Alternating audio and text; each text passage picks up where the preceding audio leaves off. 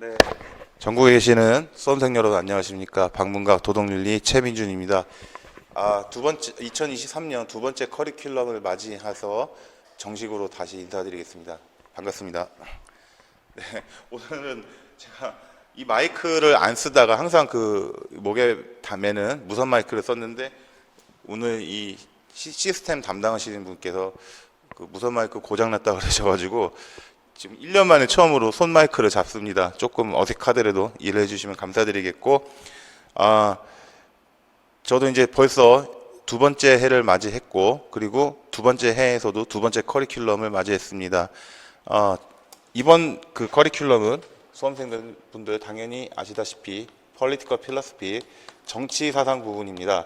이 정치 사상 부분은 우리 그 도덕윤리 임용고시에 있어서 결코 간과할 수 없는 매우 핵심적인 분야이고, 또 저 개인적으로는 뭐 저도 정치에 관심이 많은 중년 남자이지만 개인적으로 대학원에서 정치 사상을 박효정 교수님 밑에서 공부를 했었던 사람입니다. 작년에는 제가 선생님 작년에 3학년 때 제 거 조금 들으셨다고 했잖아요. 일부. 감사합니다. 그 작년에는 제가 책을 막 한 번에 10권씩 가져야 했는데 오늘은 비도 오고 무겁고 해가지고 제가 안 가져왔어요. 그래도 제가 아까 고정과 윤리 드려서 잘 쓰시길, 그 PDF도 있어요. 그리고 그거 말고도 많은 자료들이 있기 때문에 도움드리도록 노력하겠습니다. 제 카카오톡 언제든지 열려 있다는 거 아시죠? 선생님께서는 저하고 카톡으로 전화한 지는 얼마 안 됐죠? 근데 그 수험생 질문 요걸로는 메일이나 요걸로 한 두세 번 저랑 뭐 질문했었죠? 작년에 아우구스티누스하고 장자 부분하고 정말 날카로운 질문 하셔가지고 제가 칸트도 하셨던 것 같은데, 칸트 그 두 번째 뭐 해가지고 왜 이게 빠져 있느냐 뭐 그래 제가 그 정초에 있는 주석까지 제가 캡처 찍어가지고 보여드렸었죠. 예, 그래서 일반인이 처음 읽을 때는 좀 약간 이해가 안 될 수도 있다, 이 부분. 예, 정말 아주 전곡을 찌르셨어요. 예, 그래서 오늘은 책은 안 가져왔지만 그래도 제가 좀 소개를 드리면서 말로 해드리겠습니다. 이 부분에 정치사상에 관련된 책들은 작년에 올린 영상을 보시면 다 나와 있어요. 자, 이제 정치사상 기출 빈도를 좀 보겠는데, 오전에는 조금 오리엔테이션 성격으로 했는데 올해부터는 시간을 좀 아끼려고 해요. 작년에 보면은 하루에 매일 첫째 시간은 좀 그냥 일반적인 얘기로 많이 했는데, 그래서 작년에 정치사상 기억나세요? 14주 했어요. 원래 8주 했는데 되게 많이 했죠. 근데 이건 너무 무리고, 우리 서양 동양 한국도 몇 주 했죠? 12주? 13주? 12주? 그 정도 했죠. 자, 이제 올해는 이제 가급적이면 필요한 얘기 위주로 할 텐데, 그래도 제가 중간중간에 좀 지루하지 않게 여러 가지 좀 재밌는 얘기, 개인적인 의견임을 전제로 하고 좀 드리겠습니다. 자, 이제 우선은 오늘 수업은 정치 사상의 전반적인 이해, 전반적인 이해, 이 부분, 교육과정상의 근거, 그다음에 이제 고대로부터 현대로 이어져 내려오는 민주주의의 개념, 이제 요 부분하고, 그다음에 이제 플라톤부터 소크라테스, 아리스토텔레스, 그다음에 이제 신국론, 또 시티 오브 갓, 요 얘기부터 아퀴나스 좀 얘기하고 롤즈 정도까지 오늘은 좀 할 것 같은데, 롤즈도 올해 난 거가 이 부분부터 이제 그 이전까지의 롤즈 박사의 그 관련 내용이 많은데 하루에 다 못 다뤄요. 두 번, 세 번을 나눠서 다룰 거예요. 예를 들면은 The Theory of Justice, 사회 정의론은 오늘 조금 다루겠지만 그 부분 말고도 보면은 만민법이라든가 뭐 그런 거 있죠.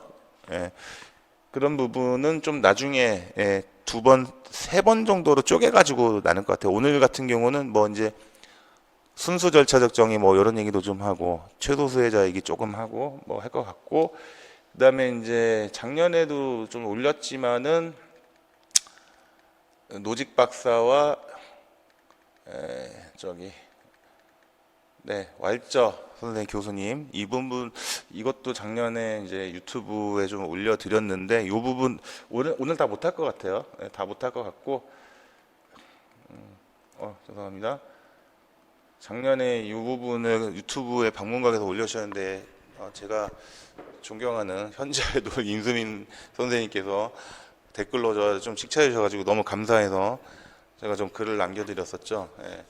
현재 아이돌 선생님 진짜 훌륭하신 분이다. 제가 유일하게 인정해드리는 분이라 그랬죠. 왜냐하면 철저히 원전에 근거를 해가지고 교수를 전하시니까 하시니까. 자, 어쨌든 간에 저는 사변론적이고 지나치게 난해한 철학적으로 얘기를 안 해요. 예, 제가 철학가 출신이 아니기 때문에 그런 것도 좀 있죠. 예, 롤즈 박사하고 노직 박사하고 왈자 박사 이분들은 세 분 다 하버드대 교수님들이시죠. 하버드대 교수님이신데 롤즈 박사는 돌아가셨죠. 돌아가셨죠. 언제쯤 돌아가셨죠? 2002년인가 3년에 돌아갔죠. 우리나라 한일 월드컵 때쯤 돌아가셨고, 롤즈 박사는 정말 파란만장한 시대를 사셨죠. 1921년생이신데 2002년에 돌아가셨네요. 근데 이분이 제가 아는 분이랑 너무 닮았어요. 이분이 제가 이제 대학생 때 캐나다에서 교환학생을 했는데 그 홈스테이지 할아버지랑 너무 닮았어요. 그분도 존 하워드였어요. 근데 존 롤스 박사인데 이분이 우선 조금만 알고 넘어갑시다. 이분은 나이를 보시면은 2차 세계 대전이 월드 워 2, 세컨드 월드 워 45년에 끝나니까 24살이었죠. 20대 초반이었죠. 이분 2차 세계 대전에 참전했게요, 안 했게요? 참전했습니다. 했어요. 참전을 했는데 전투부대원으로 참전하지 않고 일종의 이런 분들을 라이언 일병구하기처럼 보셨죠? 톰 행크스 나온 거 그런 총탄이 쏟아지는데 가서 이렇게 안 했어요. 이분은 일종의 정보부대에서 근무했어요. 암호 해독하고 이런 거 있죠. 그러니까 그때는 CIA가 없었지. OSS라 그랬지. CIA 전신. 그러니까 약간 정보부대, 비밀부대에서 그럴만 하죠. 이 정도 되시는 분이.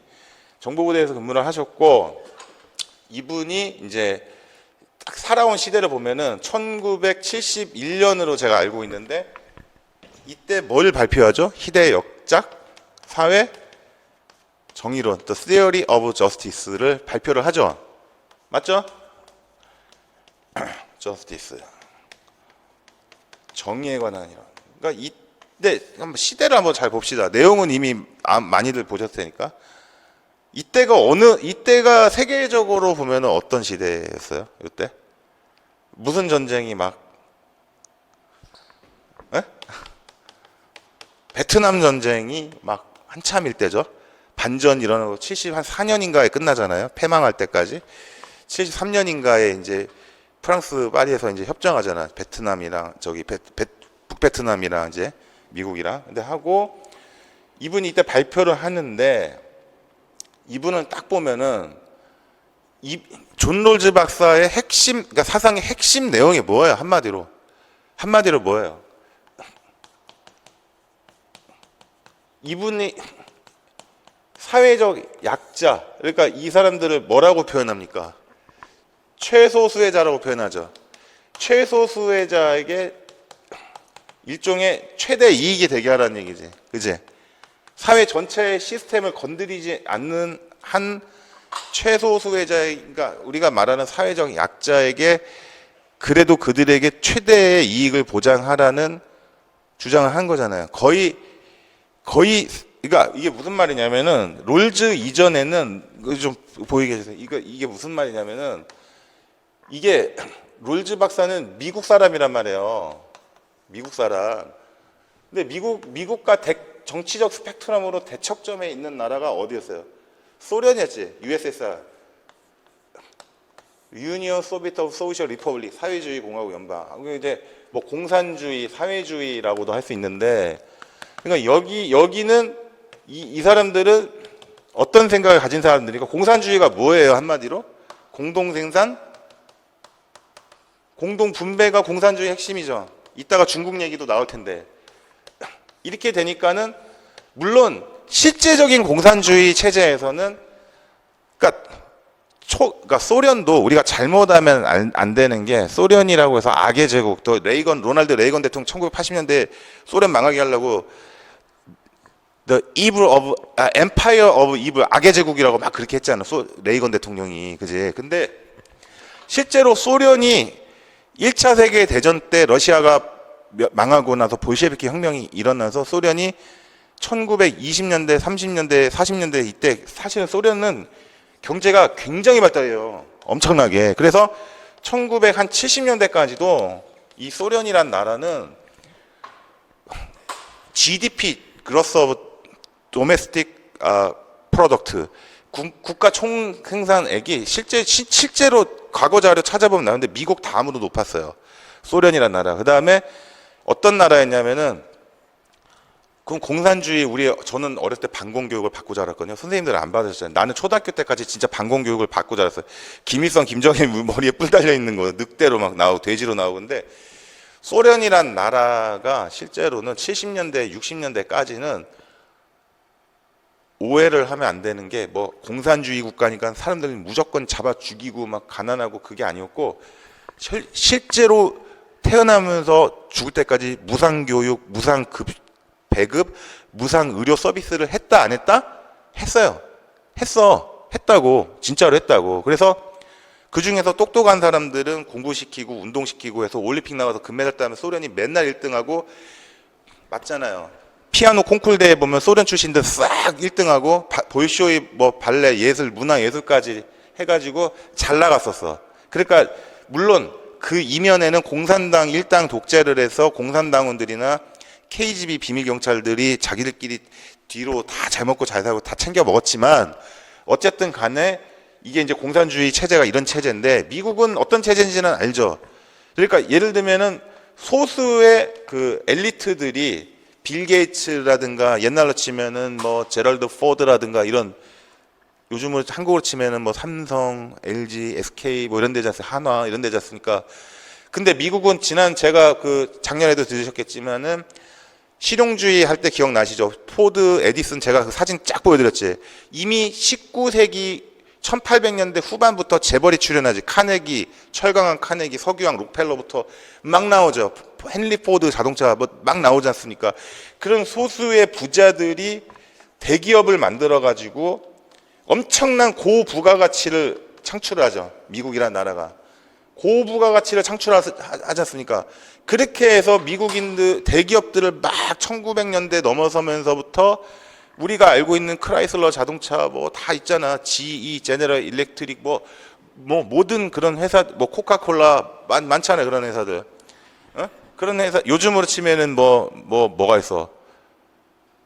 마이크로소프트? 구글? 뭐 이런 회사들이지. 그런 회사들이 사람들을 고용함으로써 중산층이 늘어났었지. 그게 그러다가 1900년대 초에 미국이 그렇게 발전하다가 1800년대부터 세계 경제대공황이 와가지고 확 무너져가지고 그 작년에 본 거 기억나시죠?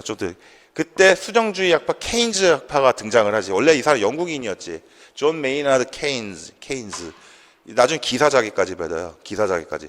케인즈 학파가 딱 나오면서 수정자본주의 이론이 팍 나오지. 여기서부터 국가가 적극적으로 개입해야 된다. 이제 우리 그 윤리학에서 이게 정치가 어려운 이유가 이거 이제 경제 이론까지 나오니까 쫙 이게 나오는 거야. 이제 수정자본주의. 국가가 그러니까 이전까지는 미국이란 나라는 정치를 중심으로 국가가 국민들의 개인적인 삶에 개입을 잘 안 했어요.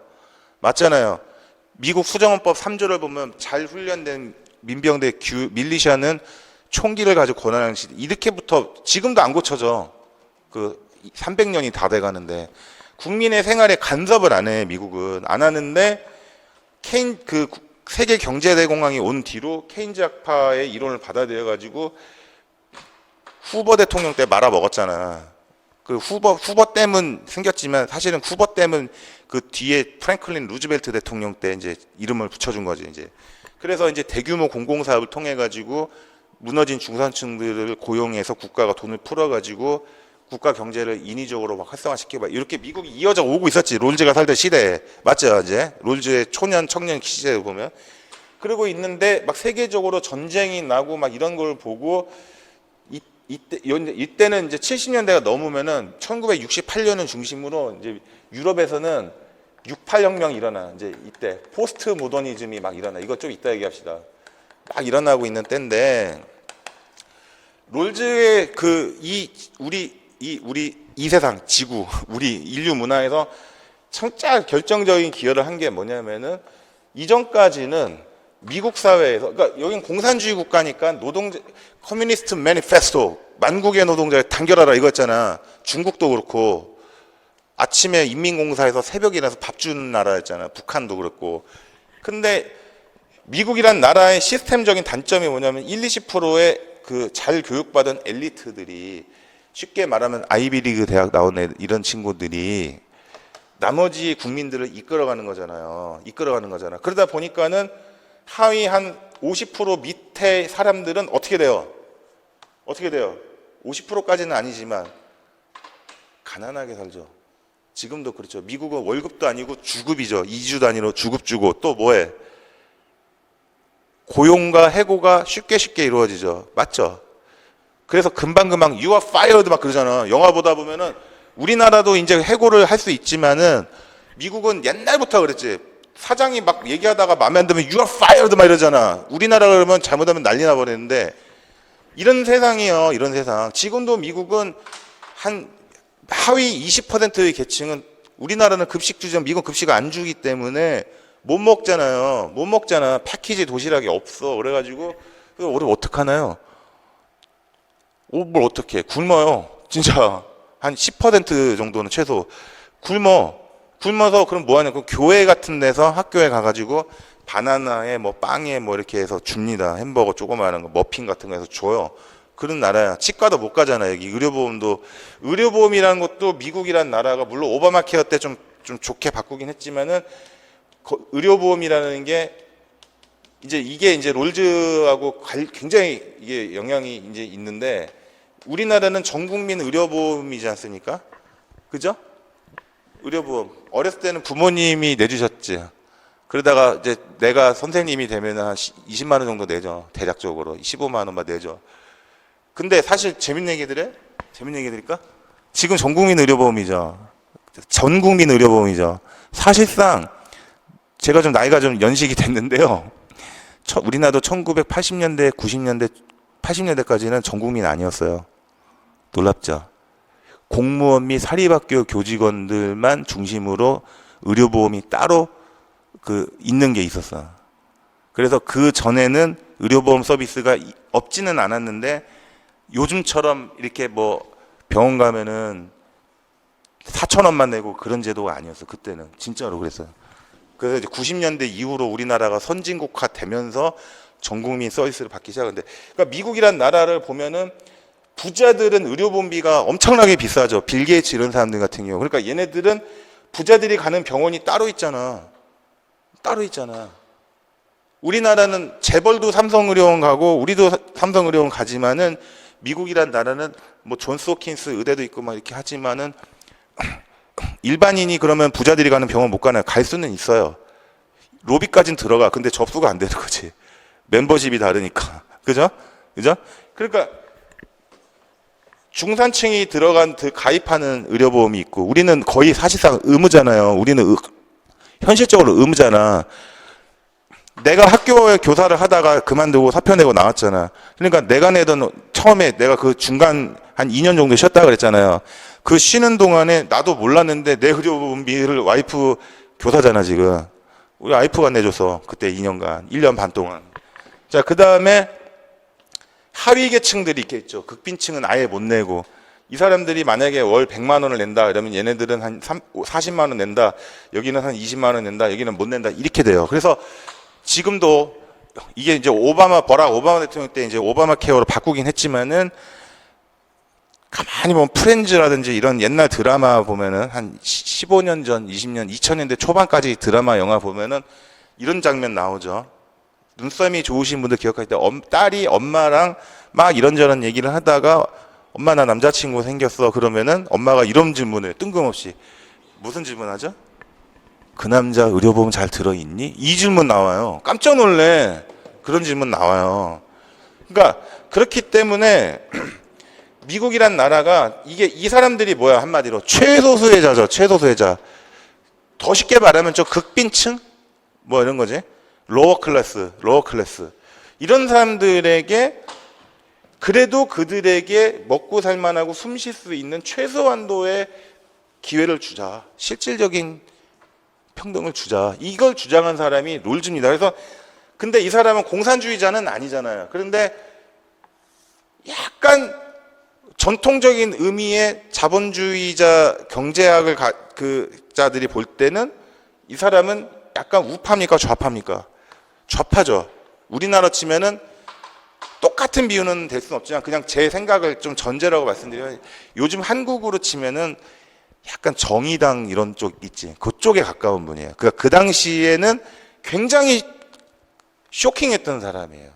그래서 일부 공격도 받았어요. 공산주의자라고까지는 아닌데 상당히 그 보수 학자들로부터 비판을 많이 받습니다. 그 대표적으로 누구예요? 로버트 노직 박사지. 완전히 그냥 디스를 당하죠. 그냥. 근데 왈츠한테까지도 당하지. 여기한테는 더 처참하게 당하지.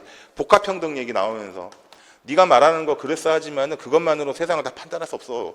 뭐 이렇게 나오는 거지. 노직은 로크적 단서, 타인이 벌 수 있는 재산을 못 벌게끔 그렇게 극단적인 피해를 주지 않는 한 나는 내가 할 수 있는 모든 걸 다 할 수 있다. 남에게 피해를 주지 않으면은 내가 모든 걸, 그러니까 내가 만두 장사를 하고 있는데 노량진에서, 그지? 능력만 되면은 옆에 있는 만두 가게 다 망해도 나는 혼자서 10억을 벌어도 된다는 얘기예요. 그렇지? 이제 그런 얘기 하는 거지. 그런데 잠깐만.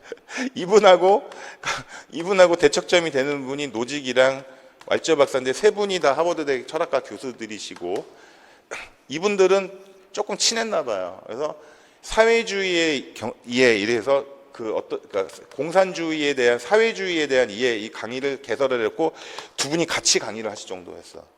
그러니까 좀 비판적인 시각으로 바뀌었지 공산주의를. 근데 롤즈하고는 그렇게 공동 수업을 안 하셨다고 합니다. 그리고 돌아가시고 나서 이 자리를 이어받은 사람이 유명한 사람이죠. 누구죠? 마이클 샌델 박사죠. 근데 이 사람은 또 요분하고 또 다르지. 또 다르잖아요. 샌델 박사 얘기도 작년에 좀 많이 했었는데 시험에는 한 10년 전인가 하면 나와 아직까지 안 났는데 이분은 일종의 이분은 어떤 사람이라고 그랬어요? 제가 정치하기 전에 잠깐 얘기했죠. 이 사람 말하는 거 보면 뭔 얘기하는지 잘 모르겠거든. 그죠? 제 정의란 무엇인가가 제가 대학교 졸업하고 나왔어요. 나도 학교 선생님 시작할래. 지금 선생님들 나이쯤 될 때 봤는데 정의란 무엇인가 보면 초반에 뭔 얘기하는지를 모르겠어. 무슨 얘기 나오냐면은 미국에 20년 된 얘기인데 뉴 올리언즈 지방에 미국의 남부 미시시피 강이 있고 미국 플로리다주 이렇게 있고 미국의 뉴 올리언즈 지방인데 이 멕시코가 이렇게 있겠지. 허리케인이 이렇게 불잖아요. 물난리가 나가지고 난리가 나가지고 여기 쑥대밭이 된 적이 있거든. 쑥대밭이 된 적이 있죠. 완전히. 그래 어떻게 돼? 재벌이나 백인 중산층은 안전하게 좀 약간 좀 이렇게 야외에 살잖아요. 고지대 같은데. 근데 가난한 사람들이 우리나라는 부자들은 도시에 아파트 살지면은 미국은 이거 슬럼이라 그래가지고 없는 사람들이 도심지 살죠. 뉴욕에 보면은 슬럼가 보면은 아파트 보면 스파이더맨 보면은 걔 되게 힘들게 살잖아. 그 누구야? 스파이더맨이 원래 이름 뭐지? 피터 파커죠. 피터 파커가 무슨 야외에 있는 번질번질한 그 빌 게이츠 같은 사람 집 안 살잖아요. 그냥 알죠. 월세 내면서 막 쥐새끼 있는 그런 데 살잖아. 완전 난리가 났는데 정의란 무엇인가 보면은 참 초반부터 재밌죠. 여기에 이렇게 홍수가 나가지고 사람들이 그냥 전염병 걸리고 홍수가 나면은 제일 먼저 먹을 거가 부족해 진짜. 그러니까 물부터 부족해. 물. 우리나라는 상하수도 시스템이 잘 돼 있는 나라죠. 좁은 나라니까 여기 얼마나 넓어. 여기 우리나라가 이만한데 물이 없잖아요. 그러니까는 생수 한 병에 예를 들면은 500원인데 예를 들면 원래 원가가 저기 이 당시 기준으로 500원에 팔아야 되는데 이거를 5,000원에 파는 사람이 나오더라는 얘기예요. 그러니까 그렇게 되면은 예를 들면은 롤즈 같은 사람이 볼 때나 최소수의 최대 이익이 볼 때나 진보세 좌파적인 정치적인 스펙트럼을 가진 사람 볼 때는 아 우리나라 정의당 같은 분들 심상정 씨나 이런 분들 좋다 나쁘다 얘기가 아니라 이런 분들이 보면은 선생님 지금 허리케인 나와가지고 사람이 10만 명이 지금 막 장티푸스 걸리고 물을 못 먹고 있는데 500원짜리 생선을 내가 5,000원에 판다고 생각해봐요. 그럼 나 어떻게 돼? 인간 쓰레기 되죠. 인간 쓰레기 되잖아. 한국에서 쫓겨날까? 감히? 근데 샌델이 뜻밖의 무슨 얘기를 하냐면은 샌델은 어느 쪽 다 들지도 않아요. 객관적으로 봐. 왜 이런 일이 일어나는가? 자 봐라. 야 여기서부터 여기까지 가려면 최소한 100km 이상의 거리에서 뭐 카니발이나 1톤 트럭이나 봉고에 생수를 가득 실어서 갈 거 아니에요. 그러면은 시간, 거리, 그러니까 물류 비용이 나오지. 그렇지? 뭐 연료 이런 거 따지면은 누가 어떤 미친 인간이 남을 위해서 하겠어요? 선생님 같으면은 여기서 저쪽에 전라남도 해남시에 태풍 와가지고 작살났는데 선생님 차에다가 생수 가득 실어서 가져갈 거야? 시간이 있어요? 기름값이 얼마야? 왕복 20만 원 낼 거 아니야? 안 하잖아. 그러니까 샌들이 뜻밖의 그런 얘기를 해. 그러니까 대놓고 옹호하지는 않는데 그런 또 비난받을까? 세상을 이렇게 단순하게 파악할 수가 없다. 세상은 이렇게 원리에서 돌아간다. 근데 샌들은 결론적으로 말하면은 정치적 스펙트럼을 따지면 공화주의자예요. 시민적 덕성을 강조하는 사람이야. 마이클 샌델이라는 사람도. 협력 이런 거 있지. 봉사, 나눔, 베품 이거 강조하는 사람이야. 샌델이라는 사람도 제가 이제 정치사단 말미에 좀 얘기를 해드릴게요. 그러니까 이제 롤즈 박사가 1971년, 2년에 이런 얘기를 딱 시어리 오브 저스티스를 얘기를 하면서 무지하게 그냥 비판을 아무리 위대한 학자도 무슨 이론을 내면은 그 사람에 대해서 반박하는 거 너무 쉽지 않습니까? 너무 쉽잖아요. 안 그렇습니까? 그죠? 목회자니 뭐 스님들도 보면은 유명한 이론을 딱 발표를 하면은 그냥 신학적으로나 교리적으로 얘기를 하면 바로 반박받잖아요. 그렇게 해서 막 정치적 자유주의 내고 막 이러는데 나중에는 롤즈 박사도 자기의 이론을 말년에 좀 수정을 하죠. 좀 다른 얘기지만 교과교육에서도 콜버그 박사도 말년에 자기 이론을 수정을 해서 3레벨 6단계 그 저기 인습 이전, 인습 이후인데 그거 자세하게 나가면 나중에는 뭐 우주적인 단위까지 나가요. 진짜로 나가. 예수님, 부처님 뭐 이런 개념까지. 그 우리가 생각할 때 콜버그가 그랬을까라고 싶잖아. 근데 나중에는 그렇게 이론 수정합니다. 롤즈도 수정을 해요. 그건 천천히. 아직 최소 이번에도 8주 플러스 최소 3, 4주 할 것 같은 느낌이 드는데 아마도 그러니까 천천히 말씀드리겠습니다. 그래서 롤즈 박사가 상당히 그 미국 사회에서는 근데 이분이 필요했죠. 왜냐하면은 이분이 활동하던 그러니까 1970년대부터 미국이 1960년대까지는 잘 나갔어. 잘 나갔지. 1960년대에 케네디 대통령, 존슨 대통령 이때가 이제 케네디 대통령이 61년, 3년에 암살당하지. 어세시네이트 딱 당하죠. 그리고 존슨 대통령이 비행기 안에서 부통령이 계승하잖아요. 맞지? 내 말이 맞죠? 근데 존슨이 굉장히 키가 큰 대통령이거든. 이따가 박정희 대통령 얘기 나면서 좀 드릴 텐데 존슨 대통령이 대통령을 이어받는데 이때 베트남 전쟁을 확전을 시킵니다. 케네디는 좀 덜했어. 케네디 대통령 자체가 명문가 출신이지만 본인이 2차 세계대전에 해군으로 참전해서 죽을 뻔한 사람이에요. 얼에 맞고 바다에 침몰해서 빠져 죽을 뻔해요. 케네디는 전쟁을 직접 참여해본 사람이었기 때문에 그렇게까지 전쟁을 겉으로는 막 소련이랑 쿠바 핵미사일 사태 때문에 막 영화 엑스맨 봐도 나오잖아. 퍼스트 클래스에. 그렇지만은 실제로는 군부를 굉장히 견제했고 국방부 장관 맥나라만 시켜가지고 군부가 쿠데타 일으켜 막 군대를 막 압박을 했던 사람이에요. 케네디가. 근데 존슨이 딱 대통령이 되니까 이 사람은 이제 뭐냐면은 베트남 전쟁에서 안 되겠다. 미국이 뭐 좋게 말하면 세계 평화를 지켜야겠다 하지만 사실은 미국이 이게 전쟁을 자꾸 벌이는 이유 중에 하나가 군산 복합체라는 얘기 들어봤을 거예요. 지금도 있어. 미국의 레이존사, 보잉사, 로키드 마틴사 뭐 있자 이런데 이제 전쟁을 일으켜 그런 데서 무기를 만들어서 전쟁을 하면은 내수 경제가 활활활 돌아가잖아요. 자원을 수출입을 해서 원료를 사들이고 생산을 해서 과학기술도 발전하고 고용효과 창출되고 그러면 전쟁을 한 번 하면 최소 수십조가 되잖아. 수조 이상. 그렇게 되면은 상품을 생산하고 그 파생 효과로 서비스 산업이 막 공장이나 생산지 주변에 발달하잖아. 그거 그 외국에다 팔아먹잖아요. 그러니까 이렇게 전쟁을 막 일으키는데 요 사람이랑 상대했던 사람이 우리나라 박정희 대통령이고 근데 자꾸 이러니까는 요 시대가 되니까는 60년대까지는 전쟁을 무지하게 하죠. 미국이. 그러니까 70년대로 오면서 반전운동이 일어나죠. 그죠? 히피족들이더라고. 이미 1968년에 미국에 68세대 이때 하버마스 이런 분들이 있었어요. 위르겐 하버마스. 이게 지금 이 유럽에서 반전운동이 팍 일어나고 포스트 모더니즘과 페미니즘이 커집니다. 지금 페미니즘은 찬성 반대 요 얘기가 아니라 이 전까지는 자 우리도 남자지만은 인정할 건 인정을 해야 돼. 68년, 60년대, 70년대 이전까지는 한번 진짜로 영화만 봐도 나오죠.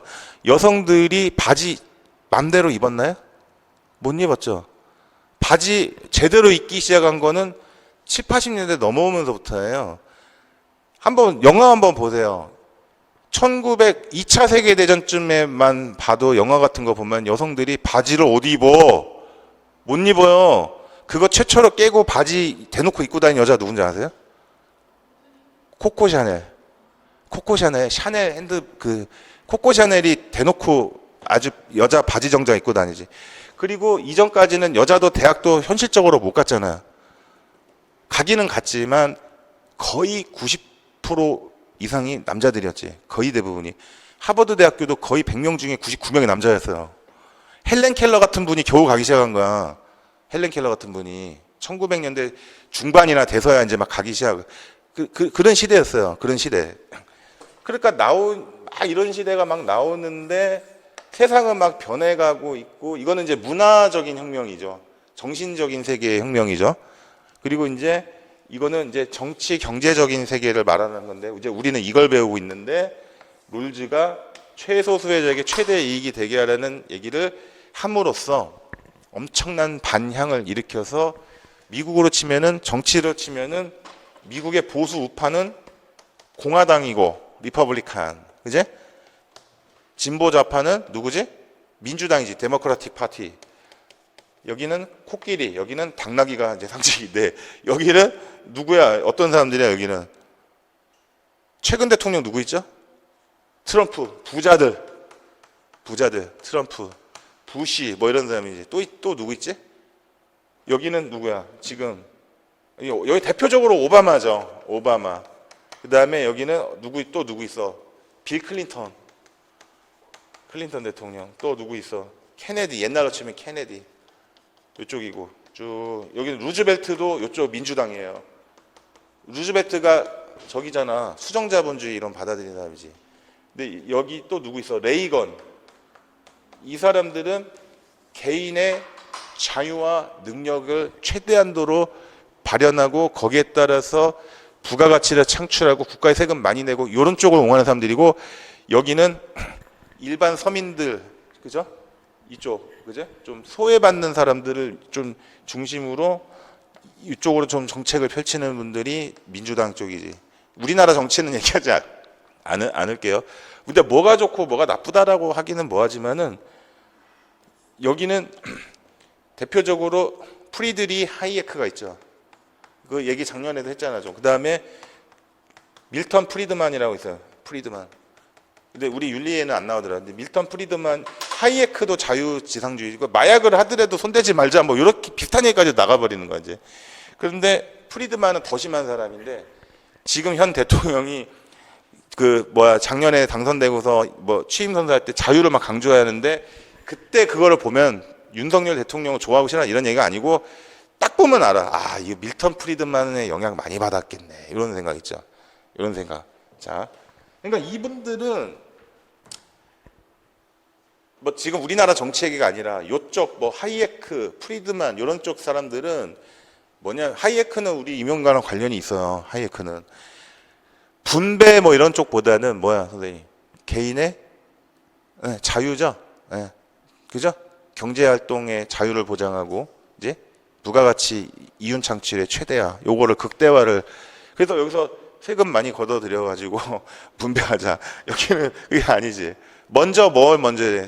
분배가 좀 우선이다. 이런 쪽으로 얘기를 하죠. 자, 하여튼 우리가 이제 배우게 될 롤즈 박사에 대해서 좀 그 다음에 노직 박사, 뭐 그다음에 와일자 박사, 샌델 박사 개괄적으로 얘기를 했습니다. 이거를 좀 보고서 생각을 하고 나가야지 아무것도 생각하지 않은 채로 그냥 책 한 권만 읽어. 제가 만약에 생각을 해봐. 이런 세계관을 아무것도 모르고 여러분한테 그냥 정의론만 한 3번 읽고서 그냥 내용만 줄줄줄줄 이론적으로만 강의를 해봐요. 아니라고 보거든. 자, 그래서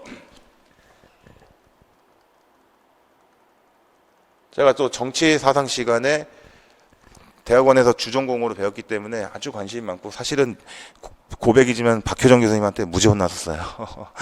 많이 혼났었어요, 저. 자, 이거는 작년에도 썼던 하면 이거 유명한 영화인데, 영화 이 노래도 유명하잖아요. 사이먼 가펑클이 불렀던 노래인데 이거 무슨 영화에 나온 장면이죠? 마지막 장면인데 졸업에 나왔죠. 이분 누구예요?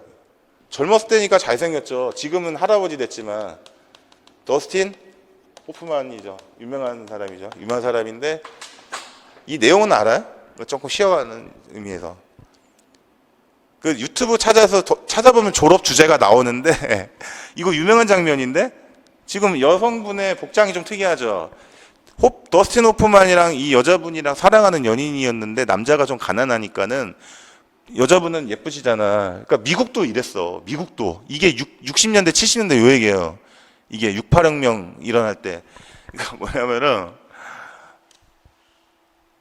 남자가 가난하니까는 집에서 부자 남자를 소개팅을 시켜줘가지고 지금은 물론 좀 사람에 따라 다르지만 여성들이 주체적으로 남자를 선택하고 내 남자를 결정하지만 이때만 해도 안 그랬다니까. 미국도. 그러니까는 부모님이 부자 남자랑 어쩔 수 없이 여자가 부모님 뜻 따라서 결혼을 하는데 결혼식장을 교회에서 했는데 더스틴 호프만이 쳐들어와가지고 십자가를 막 들고 막 지금 그 기독교인 분들이 보면은 막 분노를 할 텐데 막 휘두르고 깽판을 놓고 그러니까 여자가 남자친구 이름 확 부르니까는 서로 이름을 부르고 뛰어가니까는 손잡고 도망가죠. 튀죠. 그러면서 십자가로 교회 정문 입구 문을 탁 막아버립니다. 그리고 이 버스를 타고 딱 가는데 기사님이 딱 보더니 대충 눈치를 챈 거죠. 아, 둘이 사랑하는 사이인데 도망가는구나 하고 태워주고 마지막에 맨 뒷자리에 앉아가지고 앞에서 할머니들이 막 자기 쳐다보고 있어.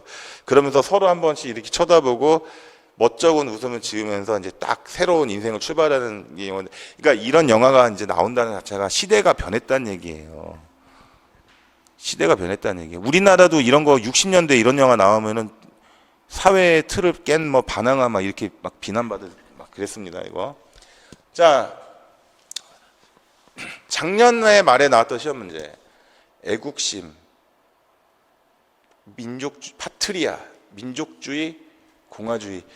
이 용어 제가 작년에 교재에 보면은 올해 나온 그 파트리아 같은 용어 책에도 있었죠. 있었죠. 자, 그 다음에 권력 분립, 탄핵 소추, 비지배 자유, 적극 자유. 비지배 자유와 적극 자유 그 필립 패티 선생님 그 얘기가 진짜 재작년에 제가 강의 처음 시작하기 딱 그때 해였는데 깜짝 놀랐어요. 아, 이거가 나는구나. 근데 이 책이 40주제를 보는 윤리학에 나와 있고 김범춘 교수님의 춘천대학교 강사신 거 지금 교수 되셨나? 거기에 신공화주의 이론 그 논문이 있어요. 제가 이제 나눠 드릴게요. 그것도.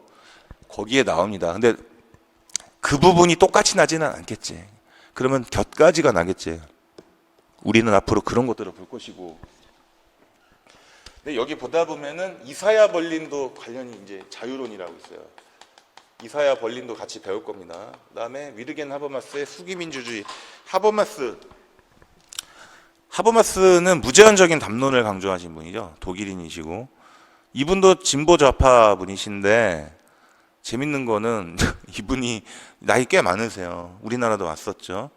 무제한적으로 질문해 그래요. 끝날 때까지 난상 토론해. 그런데 이분이 본인이 이제 교수가 됐단 말이에요. 젊은 나이에. 근데 독일의 70년대까지도 진보 좌파 젊은 청년들이 젊음의 특권이 그거죠. 잘못된 혹은 자기가 볼 때 고리타분한 사회 제도를 막 바꾸려고 그러잖아. 막 데모하고 그러니까는 하버마스가 교수하다가 에이 그러니까 왜냐면은 그러니까 세상을 바꾸려는 건 좋은데 또 격렬한 그 좌파 학생들이 실제로도 그랬어요. 유럽 미국에서 좌파들이 사회에 좀 과격하게 한 걸. 미국은 그거 좀 잘못된 길 나갔지. 그래서 원스 어폰 어 타임 인 아메리카 영화 보면 브래드 피트랑 그 누구야 레오나르도 디카프리오 나오는 거 영화 보면은 히피들 나오죠. 마약하고 막 그러죠. 알죠? 사회 반항하는 게 부모님 곁을 떠나고 학교 안 다니고 또 마약하고 여자들이 또 그게 좀 그러니까 제가 혹시 이런 말하면 오해받을 수 있는데 여자들이 기존의 여성을 막 억누르는 틀을 깨기 위해서 자유 연애를 막 추구를 했어요. 남자를 그러니까 아무나 만났다는 건 아니지만 그냥 요즘으로 치면 그건 당연한 건데 70년대 이전까지는 미국에서도 그러면 안 됐다고. 그 제가 지난번에 그 클린턴 대통령의 와이프 그 누구야? 힐러리 클린턴 얘기했죠. 웨슬리 여대 다닐 때 산발바닥 룰 얘기했잖아. 힐러리가 68혁명 세대라니까. 그 당시 대학생. 그때 보면은 여대생 기숙사에 오픈하우스 1년에 한 번 축제를 하는데 남자친구를 가족이나 남자친구 데려올 수 있는데 침대가 이렇게 있는데 문을 열어놔야 되지.